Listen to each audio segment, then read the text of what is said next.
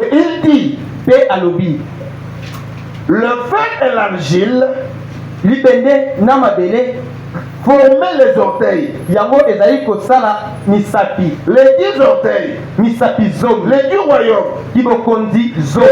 Et il dit, P. Alobi, il ne se mélangerait pas, bakosangana te, il ne se marierait. kasi bakobalana.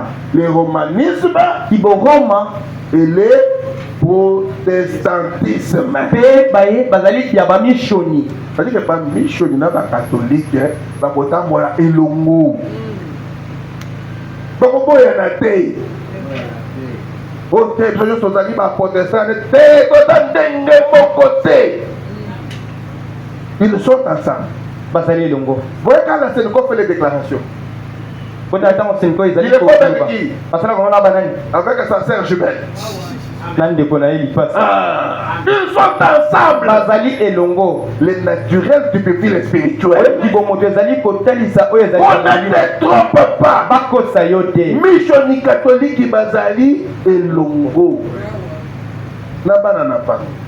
Parce que cette grande prostituée Ote ndumba monene wana. a eu des filles. Iye abotaki bana basi. Nous verrons ça peut-être chez. Tokomona yango mokolo na minei. Oh non, on ne fait pas l'église catholique. Ina zali ko kene église catholique. Mais moi, Kasi ngai je passe chez Maman Hollande. nakeye pa mo langi. Mais Paul a dit Kasi Paul alobaki que la femme puisse s'éteindre dans l'église des saints. ete mwasi afanda kimia na lisanga ya basantu. Qui est Maman Hollande? Mamo langi azali. Non, elle est sauvée. Ye abikisa Si Maman Hollande est sauvée, mamo langi abikisa. c'est que Paul est mandé. C'est elingi koloba ete Paul azali Mais mokosi. quand Branham est arrivé, Tango Branham ayaki. il a posé une question. Akozaki motuna moko. Est-ce que ceux de Paul entreront? Ya so ba ya Paul Il bakokota. va entrer. Tango bakota. Il a dit le mien. Alobaki soki ya Paul bakoti yangai pe. Le mien là c'est qui? Yangai pe wana ezali C'est banani. le frère Costa. C'est le frère Nathan. Amen. C'est nous. Ezali obebiso. Nous entrerons. Tokokota. Mais comment vous pouvez envoyer quelqu'un au ciel comme si le ciel était la porte? Jelekani. Boko kotinda moto na lola. Amen. Oh, maman a accueilli Lola. Maman a accueilli Lola. Papa est bon, mon papa. Mais papa était dominé par la maman. Pour madame m'a dit, un féminin n'irait pas au ciel. Mobali wani comme ça lokola mwasi akokende lola te. Ok, Lola. Et c'est clair. Amen. Ote papa tozalaka ndenge moko tozosangana tokende ma okende ngomba na bango comment. Oh, tozosala prière à 40 jours, tozosala jeta là okozwa kindoki jour mosusu. Et pas ces années. Okozwa kindoki biso nde tokomona pasi. Papa na ngai yaka na tobondela papa nazolala te. Nakomona kaka nazoliaka butu. Yo baza kolia na butu te. Kasi biso nyozoliya na butu c'est comment? Oh papa tukei ngomba tobondeli ti 16h bazonimba boye bazopesa ngai lokola soso. Ne faites pas n'importe quoi. Bosala nini soki ekoki kozala te. Nous avons arraché ce temple. Tobongisaki temple oyo. Venez pour consacrer. Boya komibulisa Si awa. tu veux aller dans les bois, Soko lingi kokende na zamba na matiti. tu as des frères et des sœurs. Ezali na bandeko mibali mpe bandeko basi. Ou tu es seul, To mpe ozali yo moko. mais ne partez pas avec eux. Kasi kokende elongo na bango te. Amen. C'est pour ça que tu commences à prier même comme eux. Yango na obandi kobondela lokola bango. Fire, fire. La télé m'a dit, biso la famille na biso tobondela kaboyite. Sera ye kolifaya wapi. Nous, Biso. quand on s'arrête, Tango totelemaka mpona kobondela. oh tendre Père, Oh tata na likolo. il était qui? Ekomama. Prêchez Jésus. Mutu malamu Il yesu. était qui? Ekomama. Nous prenons Dieu au mot. Tozwaka nzambe obe na maloba na ye. Obondela ya lolengo oyo oyekoli wapi. Nous ne sommes pas pareils. Tozali pela moko te. Rappelez-vous du message du troisième ange. Bokanisa na sango ya mwanja ya misala. C'était une mise en garde. Ezalaki oyo ezali kokedi. Sortez du milieu de mon peuple. Obima katikati ya libota na ngai. Il annonçait quoi? Azali koloba Il nini? nous mettait en garde contre la marque de la Azali kokebisa biso kopesa biso na bokebisi na ntina ya elembo na Oh nyama. papa na ngai aza kaka prophète ayaka kosalela ngai mosala na ndako asala mosala. Amen. Asala mosala. Est-ce qu'il n'y a pas un Dieu en Israël? Ezali na nzambe moko te na Israele. Amen. Amen. Non, bien-aimé. Te balinga. Nous avons la colonne de feu. Tozana likondi na Nous moto. avons un prophète dans les camps. Tozana na mosakoli na molako. Qu'est-ce que tu vas chercher? Okende koluka nini kuna? Je ne sais pas pourquoi le Saint-Esprit me recherche. Nete molimo santo ekani na likolo na yango mpona Je nini? trouve les frères en train de boire ma foute en ville. Oh, pasteur, mon poste, mon bancaire à l'Obaki, mon bancaire à l'O. Est-ce que ça lui chou, mon pasteur? Maintenant, donc, ma foute en ville. Mais tant que les Camboués, il y a des. Au bas de mon bancaire, c'est ça dans mon bancaire. Amen. Amen. Je vous dis, beaucoup d'enfants de Dieu ont attrapé la sorcellerie comme ça. Na biso no bana na nzambe ebele bazoki ndoki kaka motindo wa. Dans un monde, on est onction. Oh, ils ont onction. Quelle onction? Non, bien-aimé. Te balingami. Nous devons prendre le travail de l'âme avec sérieux. Esenge tozwa mosala ya molema na eyongi Ce nyonso. message, Sango oyo c'est l'appel à sortir. ezali mbela ya kobima. On n'a pas intérêt à partir avec n'importe qui. Tozali mbana te ya kozwa kokabolaka soki kosololaka nani ekoki kozala. Il a cherché de l'aide si tu en as dans nous. Alukaki lisumu soki ozali na yango pesa ye. Ote tokende na église na biso, sikoyo tokende, tomoni na bataille. Pendant $5,000. Bobini. Oh, na mzui papa na ngai ya bachele maboko akwei.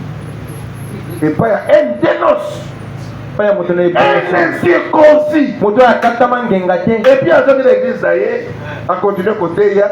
Bon, babami pe bavandi. Miséricorde. Mawa. Amen. Amen.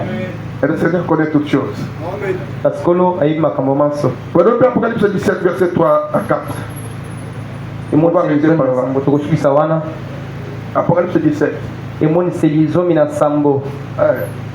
On m'a promis de me payer un pointeur, mais je pouvais pointer comme le frère Daniel. Ok. Il me transporta en esprit dans un désert. Amemaki nga na molimo okati na esobe. Et j'ai vu une femme assise sur une bête écarlate. Pe namonaki mwasi moko afandaki likolo ya nyama oyo azali kongala. Pleine de noms blasphématoires. Ye azalaki na bakombo ebele ya kotuka nzambe. Ayant cette tête et icône. Azalaki na mitu sambo pe maseke zomi. Cette femme était vêtue de pourpre et d'écarlate. Mwasi wana alataki bilamba ya bakoto pe azali kongala. Et parée d'or, de pierres précieuses et de perles. Ye azali komona ya wolo ya mabanga ya ntalo. Et tenait dans sa main une coupe d'or. Pe asimbaki na maboko ne keni ya wolo. Remplie d'abomination. Etonisamaki ya lipengwi. Des impuretés. Ya makambo na mbindo. De sa prostitution. Pe na kindumba na ye. Amen. Amen. Maintenant, j'ai consulté aussi l'Internet. Kape na kenda koluka na boluki. Pour savoir, est-ce que Rome est vraiment bâtie sur cette montagne ou cette colline? Ya solo Rome etronne kola bangoma samoto bangoma samboan. Écoutez ce que l'Internet dit. Boyoka. Oyo na boluki na zui. Rome est fondée sur la rive gauche du Tibre en 753 avant Jésus-Christ. Elle est battue sur cette colline. Amen. Roma etongami likolo na bangomba sambo.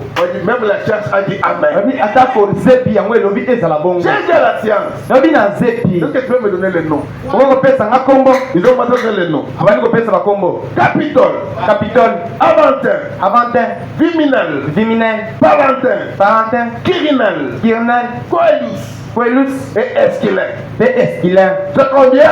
Ezali boni Et quand nous sambo. rentrons en Apocalypse Pe tango zomi na moniseli. 17. Zomi na sambo. Et nous commençons à lire au verset 3.